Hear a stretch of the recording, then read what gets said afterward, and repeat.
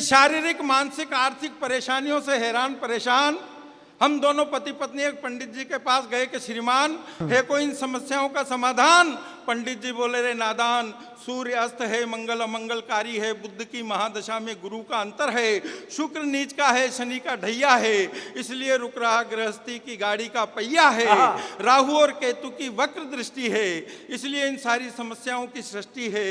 इन सब समस्याओं के समाधान का एकमात्र उपाय है 1.25 महीने तक रोज नियमित रूप से महामृत्युंजय जप के जाप करवाओ।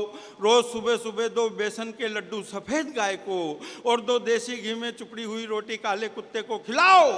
चौथे 5वें दिन झल्लाती हुई, दांत किटकिटाती हुई, बड़बड़ाती हुई मेरी धर्म पत्नी मेरे पास आई और बोली कि पूरे मोहल्ले के 4 चक्कर लगाए आई, न तो कुत्ता मिला और न गाई, घर गृहस्थी की कुछ तो जिम्मेदारियां आप भी संभालो। लड्डू मैंने खा लिए।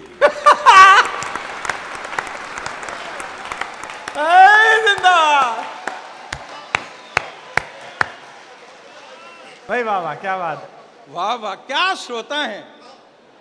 पूरे देश में घूमते हैं, लेकिन जो बात कहने के पहले बिना कहे ही समझ जाए, ऐसे श्रोता नहीं देखे।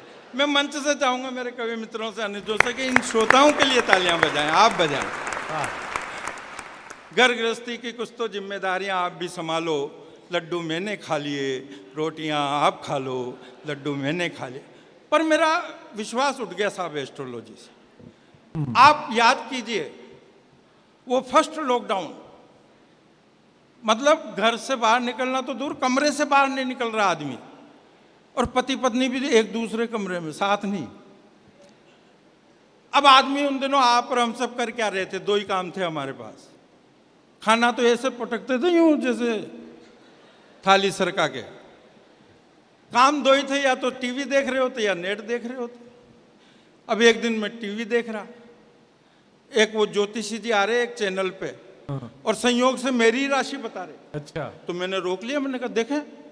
अब वो ज्योतिषी जी कह रहे आज आपकी राशि का 8 ग्रह एक ही घर में आ गए। मैंने कहा यहाँ तो कमरे में एक दूसरे 2-2 नहीं रह पा रहे। 8 कैसे रहेंगे कोरोना में एक घर में? और आपका भाग्योदय होगा, और शाम को ठीक 5:30 बजे आप बहुत ऊंचाई पे जाएंगे। अब मेरे तो टेंशन।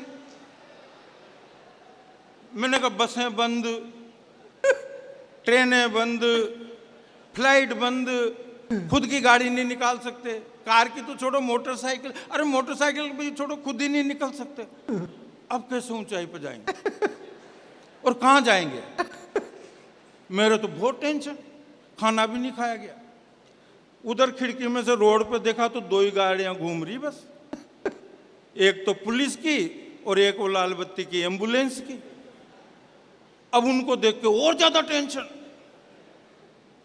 अरे मैंने कहा ये तो बहुत ऊंचाई पे ले जाएंगी।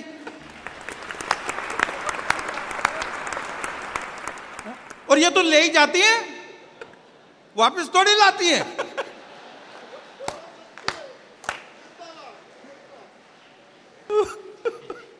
बहुत ज्यादा टेंशन। एक और बात हुई साहब, कोरोना के उस फर्स्ट लॉकडाउन में, सेकंड लॉकडाउन में पूरा हिंदुस्तान हलवाई हो गया। पूरा हिंदुस्तान हलवाई। बेटा देखो तो वो अलग रेसिपी बना रहा यूट्यूब में देख के, बेटी देखो तो वो अलग बना रही, मम्मी अलग बना रही, पापा अलग बना रहे। मुझ जैसे को बनाना नहीं आता तो हम बर्तन ही मांज रहे। कर तो रहे थे कुछ न कुछ, सहयोग ही कर रहे थे। अब साहब आए दिन लाओ मैदा, लाओ बेसन, लाओ सूजी। ऐसा लग रहा था जैसे देश से कोरोना को नहीं, सूजी और मैदा को ही खत्म करना है। आए दिन, अब एक दिन तो अड़ी गई, बोले पकोड़े बनाने, 8 दिन हो गए, लाओ बेसन। अब कर्फ्यू लग रहा बाहर। मैंने एक किराने वाले दोस्त को फ़ोन किया, मैंने कहा यार बैक डोर से दे दे। तो उसने कहा कि यार ठीक है चल आजा, मैं दुकान खोलता हूँ। मैं गया गलियों में होके चोरी छिपे। उसने पीछे का शटर खोला आधा, और बेसन तोल ही रहा था, उतने में पुलिस की गाड़ी आ गई।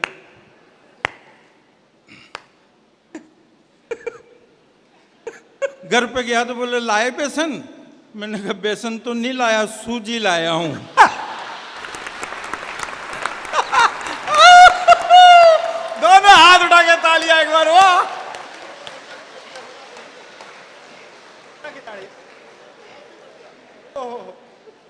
मजा दिया है आज याद।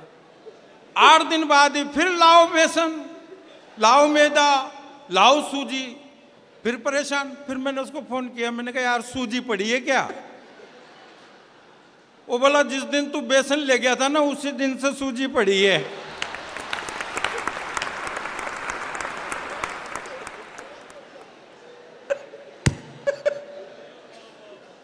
ओ भाई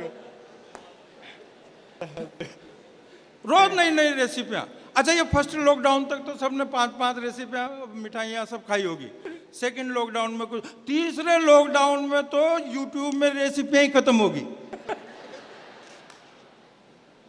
और वही मूंग की दाल और रोटी। अब कहाँ तो वो मालताल खा रहे थे। तो मैंने पत्नी से कहा, एक छंद सुनिए मजा लीजिए, कि मैंने कहा जाने जाना मरीजों जैसा है खाना, मेरी ये दलील तकरीर लगने लगी। हाँ मैंने कहा जाने जाना मरीजों जैसा है खाना, मेरी ये दलील तकरीर लगने लगी। घूर कर देखा श्रीमती जी ने हमको तो रायते की कटोरी भी खीर लगने लगी। घूर कर देखा श्रीमती जी ने हमको तो रायते की कटोरी भी खीर लगने लगी। जो भी बने जैसा बने चुपचाप खा लो भाई, बात बड़े बूढ़ों की नजीर लगने लगी। ओ बेलन को धार कर निकली किचन से तो तरकारी लौकी की पनीर लगने लगी। वाह बहुत